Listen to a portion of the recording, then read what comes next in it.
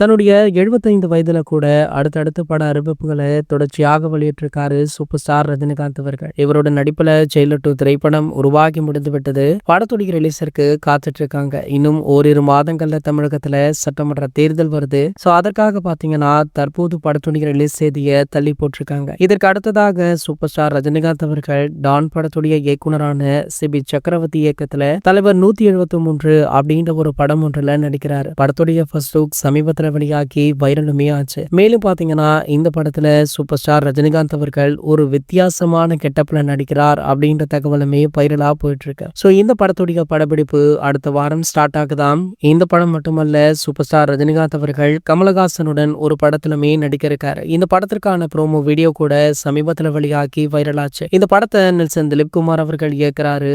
இந்த படத்தை தாண்டி சூப்பர் ஸ்டார் ரஜினிகாந்த் அவர்கள் அவருடைய 175வது படத்திற்கான அறிவிப்புமே அடுத்த வாரம் வெளியாக இருக்கா. இந்த படத்தை அட்லி அவர்கள் தான் இயக்குறாரு. இந்த படத்தையுமே சன் பிக்சர்ஸ் தான் தயாரிக்க இருக்காங்க. இந்த படம் பாத்தீங்கன்னா ஒரு பிரம்மாண்ட பட்ஜெட்ல உருவாகக்கூடிய ஒரு படம். அட்லி அவர்கள் தற்போது சன் பிக்சர்ஸ் உடைய தயாரிப்புல அல்லு அர்ஜுன் அவர்களை வைத்து ஒரு சயின்ஸ் பிக்ஷன் படத்தை எடுத்துட்டு இருக்காரு. இது ஒரு சூப்பர் ஹீரோ சப்ஜெக்ட் அப்படின்னு கூட சொல்லலாம். ஆகையால இந்த படத்தை முடித்த கையோடு சூப்பர் ஸ்டாருடன் இணைய இருக்காராம் நம்ம அட்லி அவர்கள். சோ தொடர்ச்சியாக கிட்டத்தட்ட 4-5 படங்களுடைய அறிவிப்பு வெளியாகிடுச்சு. அடுத்த 5 அல்லது 6 வருடங்களுக்கான படங்கள்ல சூப்பர் ஸ்டார் அவர்கள் தற்போதே கமிட் ஆகியிருக்காரு. இது போன்ற செய்திகளை பத்தி நீங்க உடனே தெரிஞ்சுக்க நம்மளுடைய சேனலை மறக்காம சப்ஸ்கிரைப் பண்ணிக்கோங்க.